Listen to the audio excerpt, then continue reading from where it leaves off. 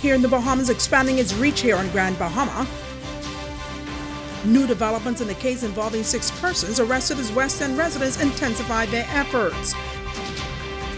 And the country prepares to celebrate National Flag Day tomorrow.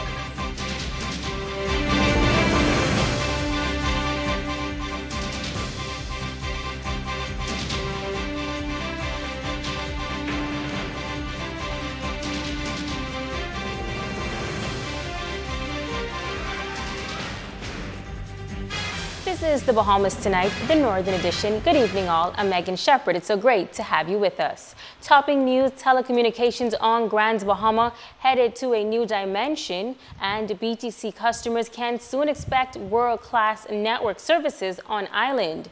Leading industry partners are currently working along with the BTC team to implement a new fiber platform. The telecommunication giant BTC, along with their international partners, are working around the clock to bring fiber to homes on Grand Bahama. BTC crew members are currently being trained by leading professionals in the region to implement this system. Project manager at BTC, Sean Bowe, says that once the fiber to home project is complete, residents can expect an even greater network. We have a construction training for the contractors, BTC employees who are involved in the outside plant below. And so we're doing a training with our industry partner CommScope. And CommScope is here to show them exactly how to deploy the hardware below for fiber to the home. And so as relates to cable, hardware, or anything, any application pertaining to the outside plant bill. Cable and Wireless Director of Planning and Design for the Caribbean, Maurice Reed, says that BTC employees underwent both theory and field training and will also run troubleshooting sessions before leaving the island. I'm going to be on island only for a few more days, but I will return in 2 weeks and I'll come periodically. So now that we are starting to roll out, the full rollout, the benefits of fiber to the home is tremendous, right? You'll get higher internet speeds, better video. We don't have video in a lot of homes here, so we'll bring video to those homes. Better voice connections. It's just a world-class network. We just want people to know that this is new and exciting, something to look forward to. This is a brand new network. This is the first time we're deploying this flavor of this network. We did deploy something similar in Nassau, but this is a next level up, so they can look for bigger and better things and great things from this network. Manager at CommScope, Daniel Frediani, also on the island to ensure a smooth transition from a copper network to a broadband network. He says that the island of Grand Bahama can expect great things. So in this particular case, we have partnered up with BTC and Cable and Wireless to make sure that we can actually help them out, reduce costs in their deployment of their network, and pretty much help them out bring broadband to, in this case, to Freeport. But we're working region-wide, and pretty much this is what we're doing, just trying to make sure that the new line of fiber services come to the island. Moss gives a time frame for the scope of work to be carried out. Of course, we have already started the wider community in terms of some of the applications, but the time frame is that we're looking to, at least by August, October, the end of August, September really, we're trying to see if we can get some service up and running by then. Residents in East and West Grand Bahama who were without city water now have access to that essential service. The first phase of the government's potable water project is complete, and phase 2 is now in progress in the West and East Grand Bahama districts. The Grand Bahama Utility Company is managing phase 1 of the project, and residents can now apply for the service. The government has agreed to make the $150 deposit for senior citizens, persons with disabilities, and those with a household income of under $900 per month. General Manager at GB Utility, Jerron Turnquest, commended the government for providing this level of assistance to residents in the outlying areas. We were concerned about the persons not being able to connect to the water supply because of the cost, and we did initially brought it from the 680 down to the 418, but still found that folks were still finding that difficult to do the connection.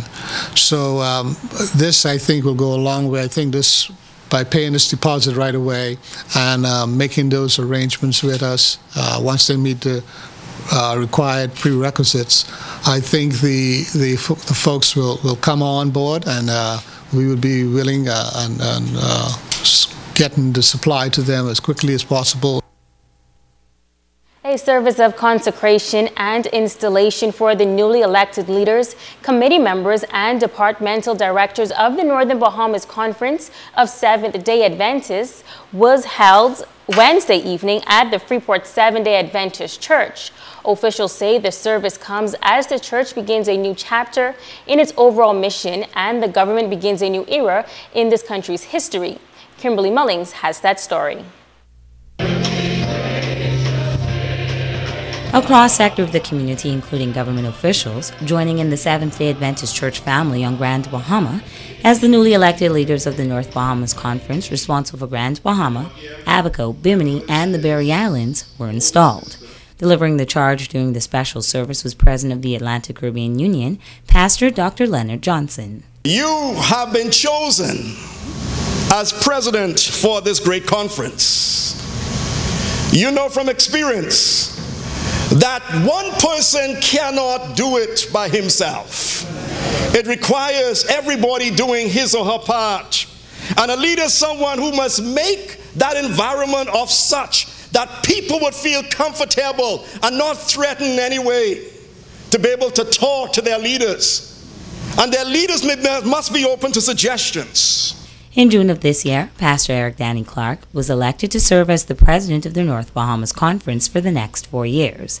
Andrew Burrows, executive secretary, and Tanya Palmer, treasurer, chief financial officer. Pastor Clark says the new team under his leadership is committed to help Seventh-day Adventist members reach their maximum spiritual potential.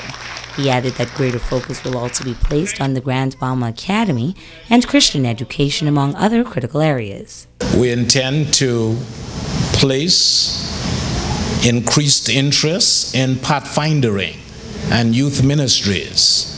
Marital counseling and marriage clubs are important for us because as the family goes, so goes the church and so goes the nation.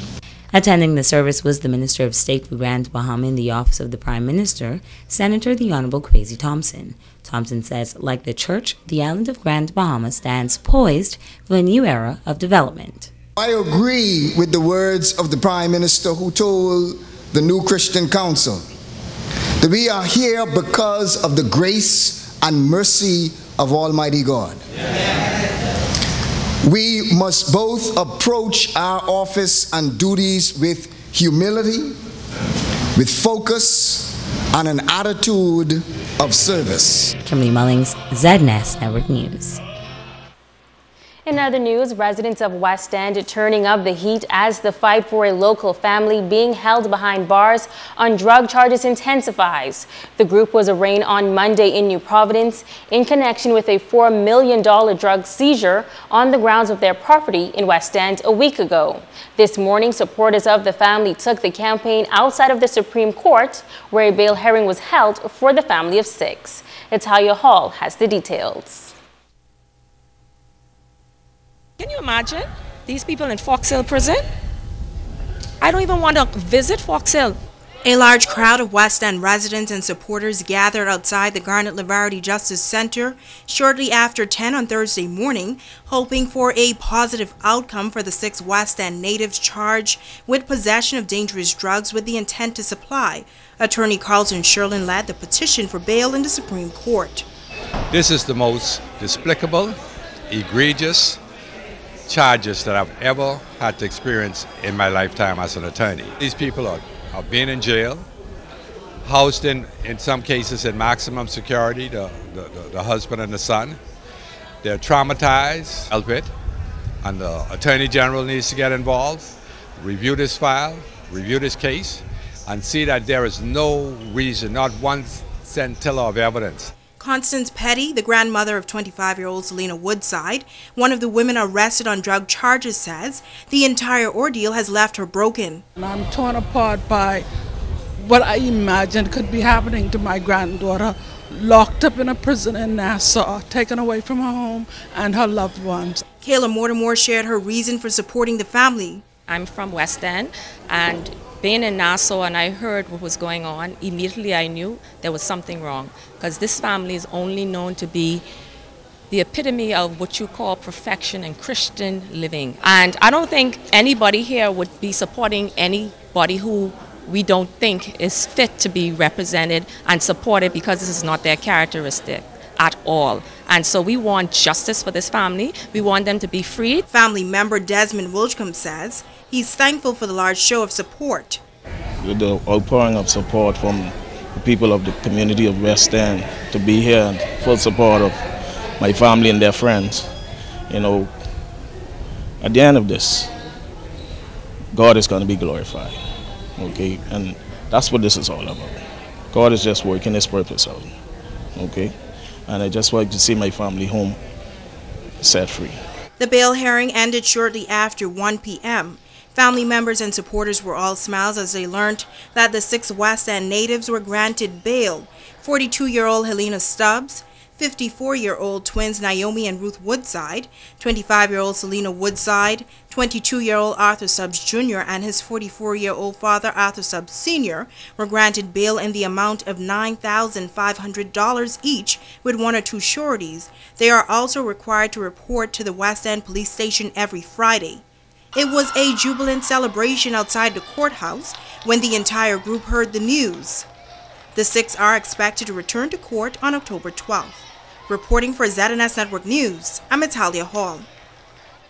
Now, it has been announced that a service of Thanksgiving will be held in honor of the West End family this Sunday at 10 a.m. at the Holmes Rock Chapel. In news from the crime beat, 2 male suspects arrested for drugs, firearms, and ammunition possession in Freeport yesterday. Reports are that shortly before 1 p.m., officers of the Drug Enforcement Unit and the Mobile Division executed a search warrant at a home in the Weddell Avenue area, where they discovered a quantity of suspected marijuana, 1 pistol with 3.9mm rounds, 1 black Smith & Wesson pistol with 8.40 hollow tip rounds, 1 magazine containing .223 rounds, and cash. 2 male suspects were arrested and taken into police custody and are expected to be arraigned sometime this week. Stay with us, there's more news right after this.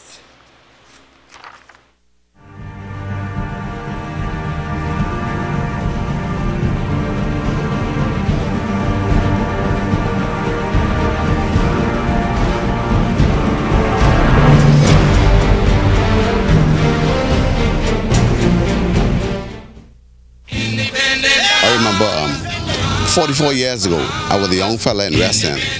I was there the first when the Union Jack came down and the Bahamas flag went up, and that was the proudest day of my life. I'm glad that I am a Bahamian, and I'm glad that I'm a part of the Commonwealth of the Bahamas as a citizen, and it also is a time when I, take some quiet moment and spend, and reflect on the reason why we are Bahamians and why we are in the Bahamas and what is our ultimate goal. Independence always means a lot to me, because anytime independence come around, I usually wear my colors and have my colors on my car.